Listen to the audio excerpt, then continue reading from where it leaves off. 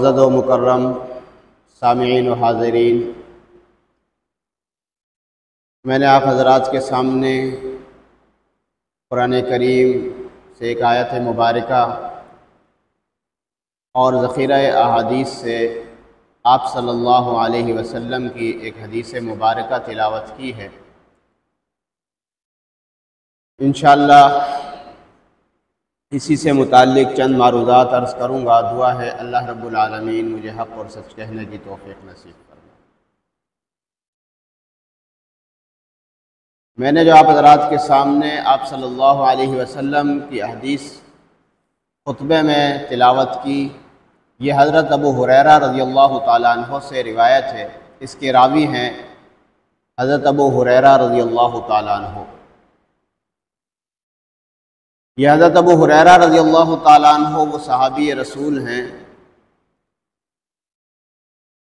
کہ جن کا اصل نام بہت سارے لوگ نہیں جانتے، ان کی کنیت سے جانتے ہیں ابو ہریرہ۔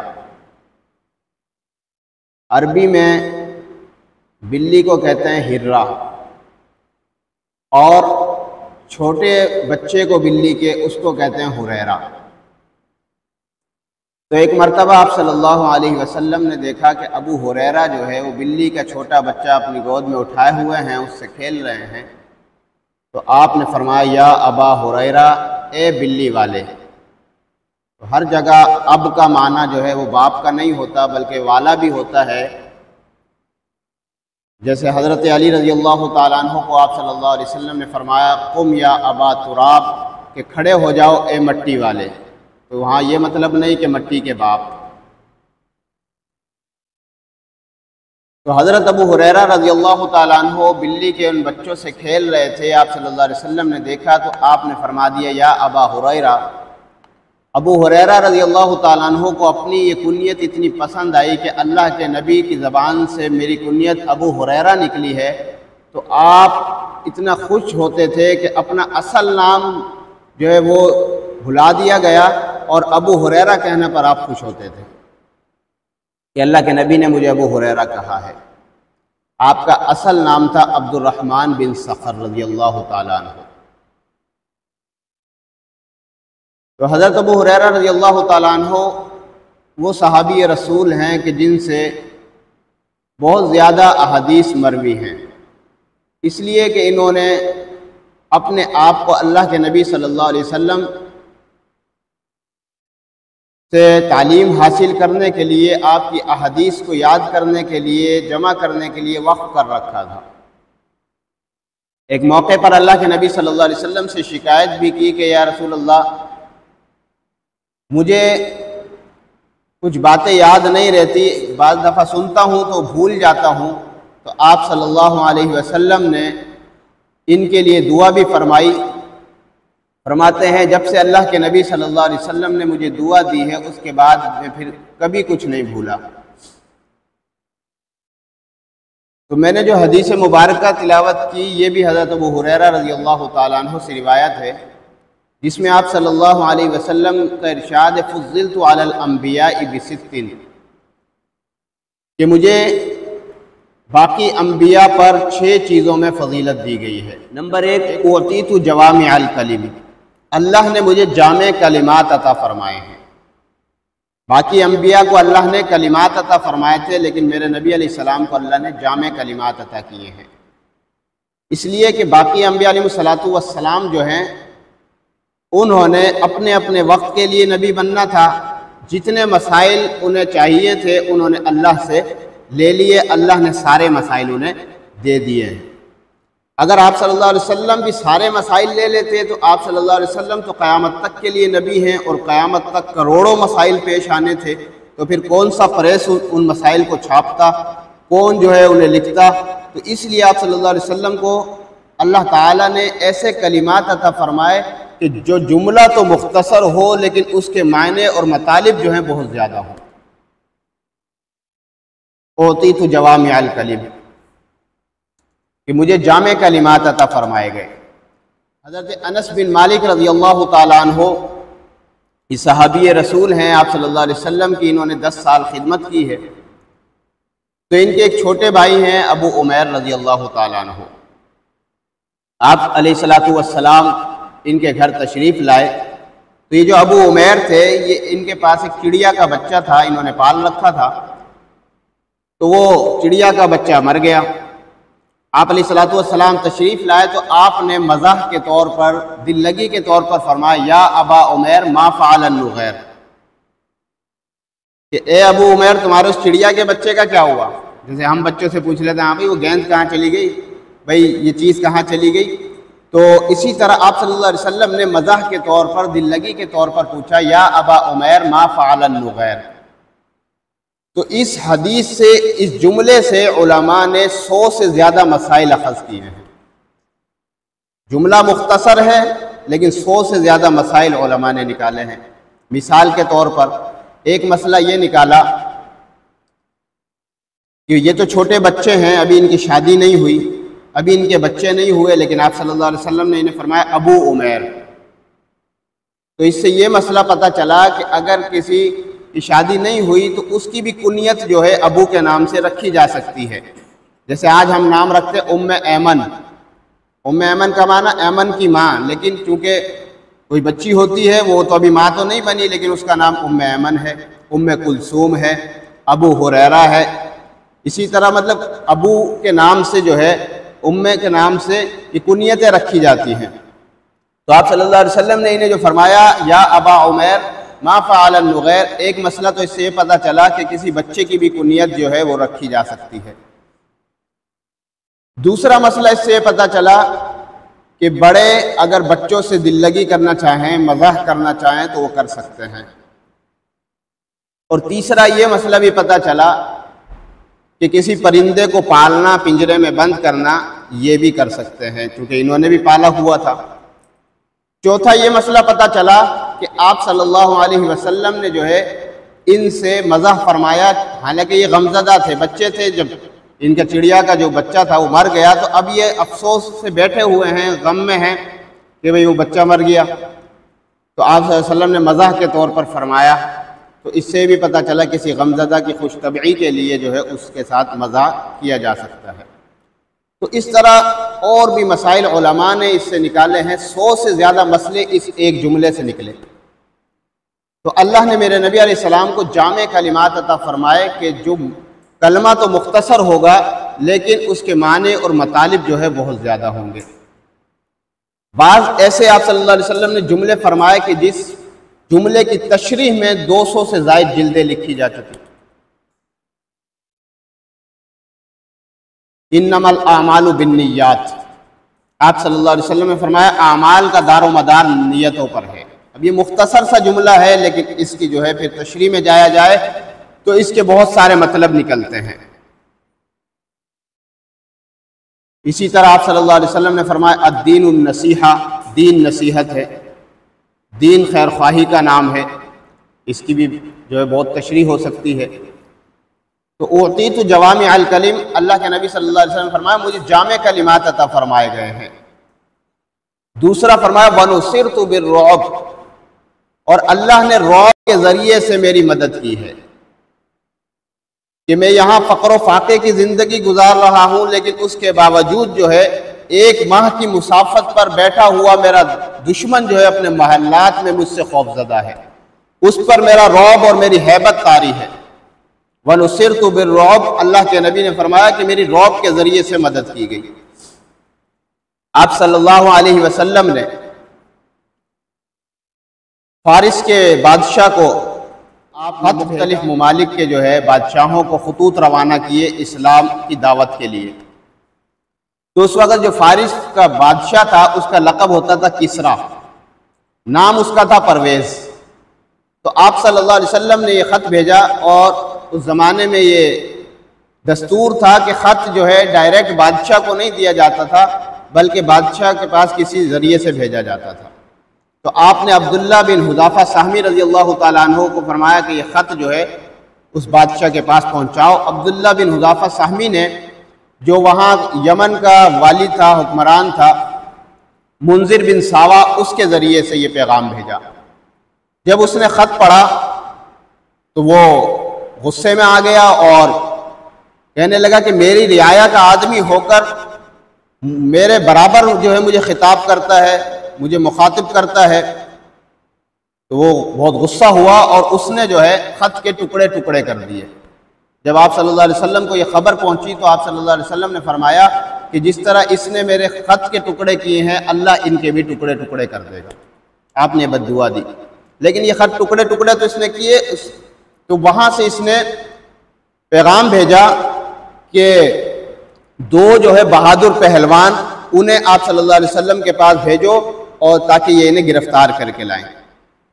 تو دو بہادر پہلوان یہ آپ صلی اللہ علیہ وسلم کے پاس آئے ایک خط لے کر، جس میں یہی تھا کہ آپ کو ہمیں جو ہے گرفتار کرنے کے لیے بھیجا گیا کہ ہم آپ کو گرفتار کر کے لے جائیں۔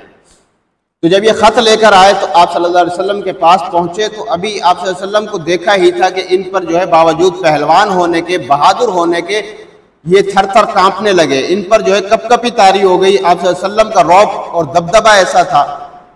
آپ نے ان کو تسکین دی اور فرمایا، پوچھا بتاؤ کس لیے آئے ہو؟ کہا کہ ہم بادشاہ کی طرف سے آئے ہیں اور یہ خط لے کر آئے ہیں۔ آپ صلی اللہ علیہ وسلم نے خط پڑھا تو آپ نے جو ہے فرمایا کہ میں کل جواب دوں گا۔ اچھا، اسی روایت کے ضمن میں یہ بھی لکھا ہے یہ لوگ جب آئے تو آپ نے ان سے اپنا چہرہ پھیر لیا، اس لیے کہ ان کی داڑیاں منڈی ہوئی تھی اور مونچھیں جو ہے بڑی ہوئی تھی، بڑی بڑی انہوں نے مونچھیں رکھی ہوئی تھی اور داڑیاں بالکل صاف تھی۔ آپ صلی اللہ علیہ وسلم نے اپنا چہرہ مبارک پھیر لیا اور پوچھا کہ بھئی یہ تم نے کیوں کیا ہے، مونچھوں کو کیوں تم نے بڑھایا ہوا ہے، داڑیوں کو کیوں کتروایا ہوا ہے؟ تو انہوں نے کہا ہمارے رب نے ہمیں ایسا کرنے کا حکم دیا ہے، یعنی کسریٰ نے۔ یہ تو کسریٰ کو رب مانتے تھے، تو ہمارے رب نے ہمیں اس طرح حکم دیا ہوا ہے کہ ہم داڑیوں کو کٹوا دیں اور مونچھوں کو بڑھا دیں۔ آپ صلی اللہ علیہ وسلم نے فرمایا کہ میرے رب نے مجھے یہ حکم دیا ہے کہ میں جو ہے مونچھوں کو کترواؤں اور داڑیوں کو بڑھاؤں۔ تو آپ نے جو ہے ان سے منہ پھیر لیا، حالانکہ وہ کافر تھے، مجوسی تھے، ان پر اسلامی احکامات کے وہ مکلف نہیں تھے۔ تو آج مسلمان جو داڑیاں نہیں رکھتے، جو مونچھیں جو ہے بڑی بڑی تاؤ دیتے ہیں مونچھوں کو، وہ سوچیں کل قیامت کے دن اگر اللہ کے نبی صلی اللہ علیہ وسلم نے جو ہے ہم سے منہ پھیر لیا تو ہمارا کیا بنے گا؟ تو بہرحال کہنے کا مقصد یہ کہ ان پر رعب طاری ہو گیا آپ صلی اللہ علیہ وسلم کا۔ یہاں سے پھر اگلا دن جب آیا تو آپ صلی اللہ علیہ وسلم نے فرمایا کہ تمہارے رب کو میرے رب نے کل رات جو ہے قتل کروا دیا ہے۔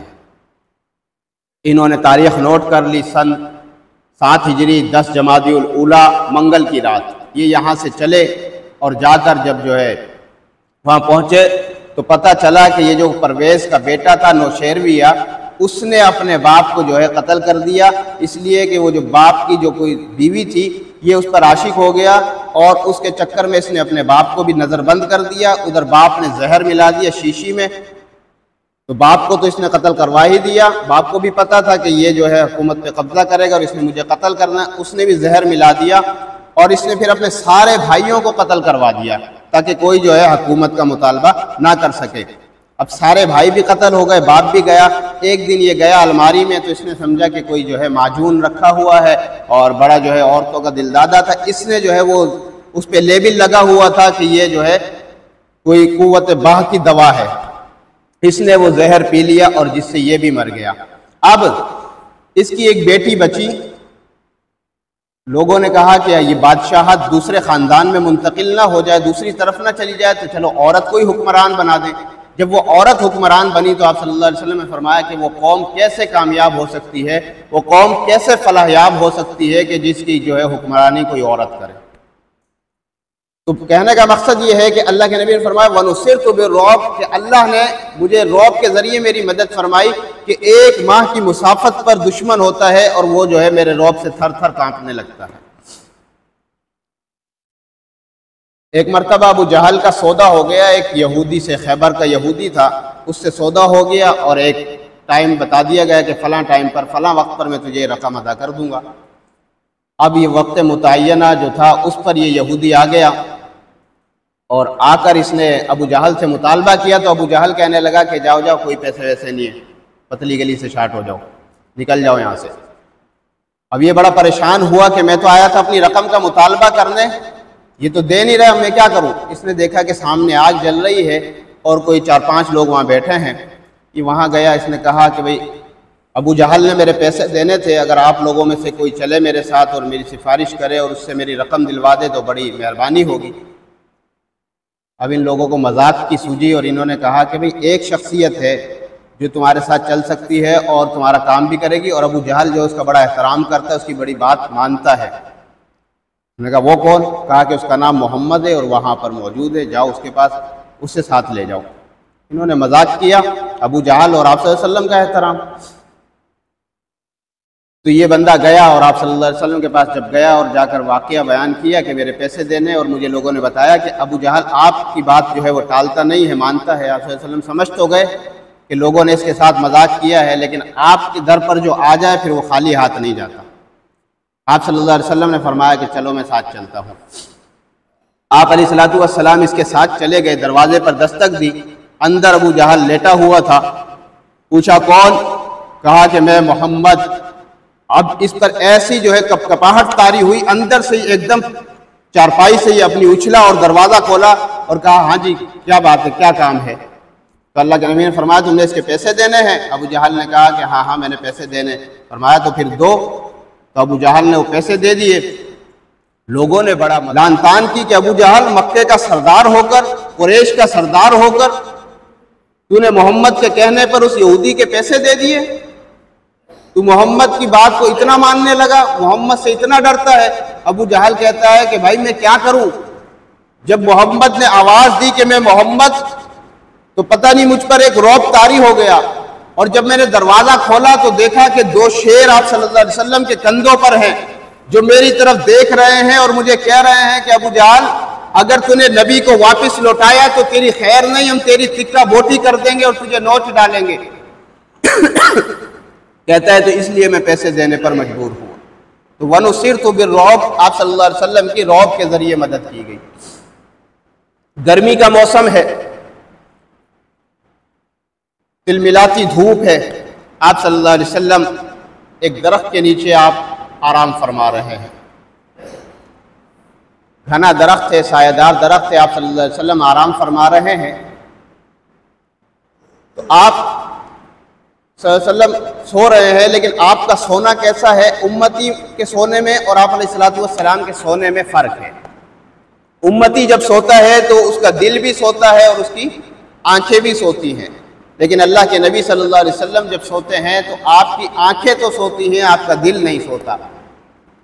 تنام عینایا ولا ینام قلبی، اللہ کے نبی نے فرمایا میری آنکھیں تو سوتی ہیں لیکن میرا دل نہیں سوتا۔ تو یہی وجہ ہے سونے سے امتی کا وضو تو ٹوٹ جاتا ہے لیکن سونے سے نبی کا وضو نہیں ٹوٹتا۔ تو اللہ کے نبی آرام فرما رہے ہیں۔ ایک کافر اسے موقع ملا کہ اللہ کے نبی لیٹے ہوئے ہیں، تلوار سونت کر آ گیا اور آپ صلی اللہ علیہ وسلم کے اوپر چڑھ گیا اور تلوار نکال کر کہا من یعصمک منی، بتایا محمد تجھے مجھ سے کون بچائے گا؟ اللہ کے نبی صلی اللہ علیہ وسلم نے فرمایا میرا اللہ مجھے بچائے گا۔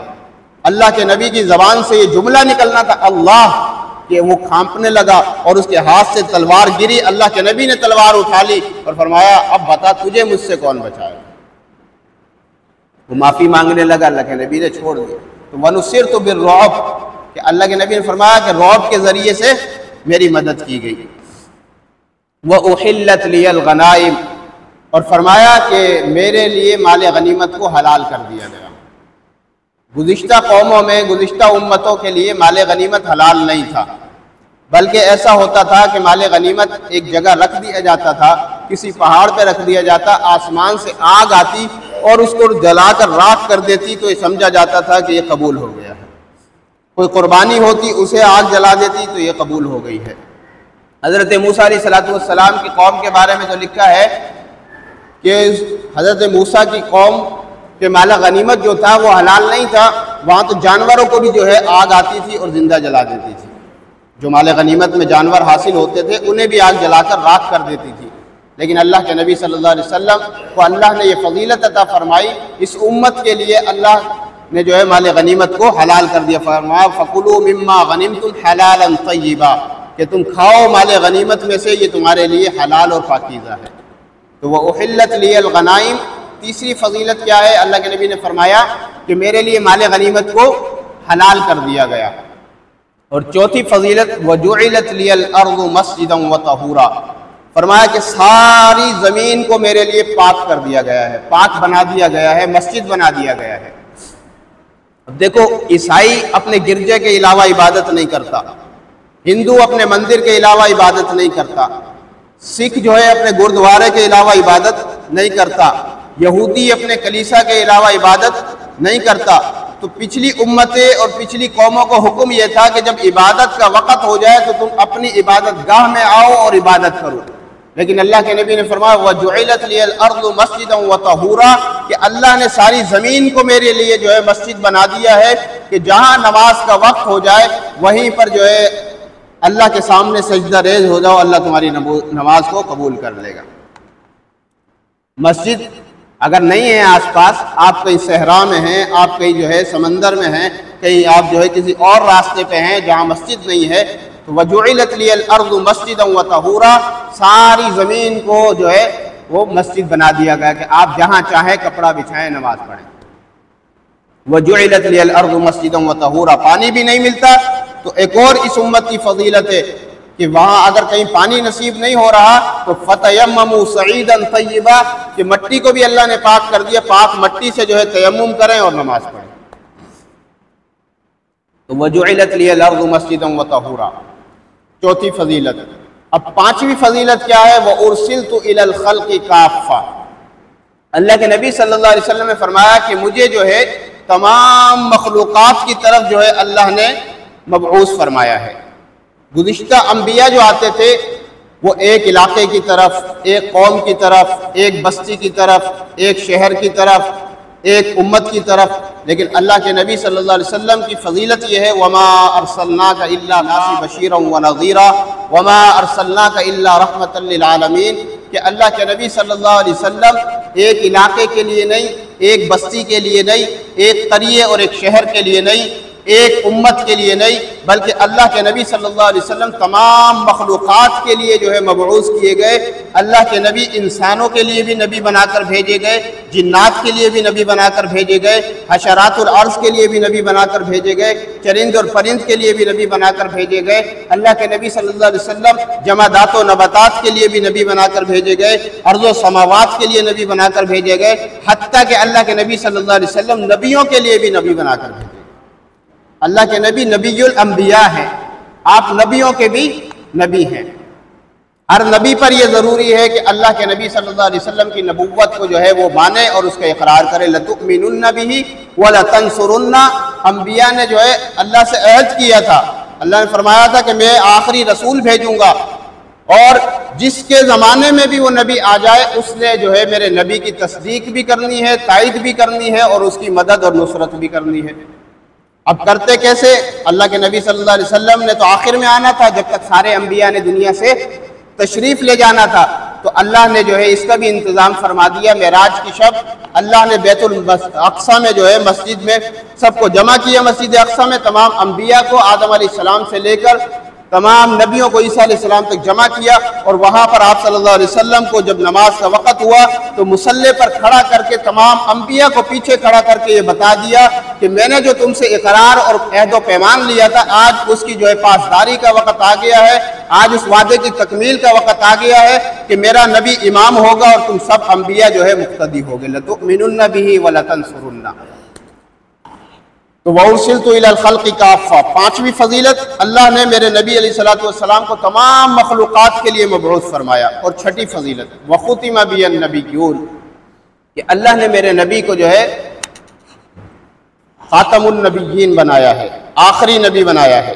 جتنے انبیاء آئے سب کے سر پہ اللہ نے تاج نبوت کو سجایا ہے، لیکن جب باری آمنہ کے لال کی آئی، جب باری محبوب رب ذوالجلال کی آئی، صاحب لولاد کی آئی، شافع محشر کی آئی، ساقی کوثر کی آئی، خاتم النبیین کی آئی، سید المرسلین کی آئی، تو اللہ نے فرمایا محبوب میں نے تجھے صرف نبوت نہیں بلکہ ختم نبوت عطا فرمائی ہے۔ وَخُتِمَ بِهِ النَّبِيُّونَ، چھٹی فضیلت یہ ہے کہ اللہ نے میرے نبی علیہ السلام کو خاتم النبیین بنایا ہے کہ اب قیامت تک جو ہے کوئی نبی نہیں آئے گا۔ اللہ کے نبی نے فرمایا انا والساعۃ کہاتین، کہ میں اور قیامت اس طرح ہیں جیسے یہ دو انگلیاں ہیں کہ ان دو انگلیوں کے درمیان کوئی فاصلہ نہیں ہے، اسی طرح میرے اور قیامت کے درمیان اب کوئی نبی نہیں آئے گا۔ اگر ان دو انگلیوں کے درمیان کوئی چیز نکلے گی تو وہ پھوڑا اور پھنسی تو ہو سکتا ہے، جسے کاٹ دیا جائے گا، جسے جو ہے ختم کر دیا جائے گا، لیکن اس کو باقی نہیں رکھا جائے گا۔ تو اگر اللہ کے نبی کے بعد کوئی جو ہے نبوت کا دعویٰ کرے گا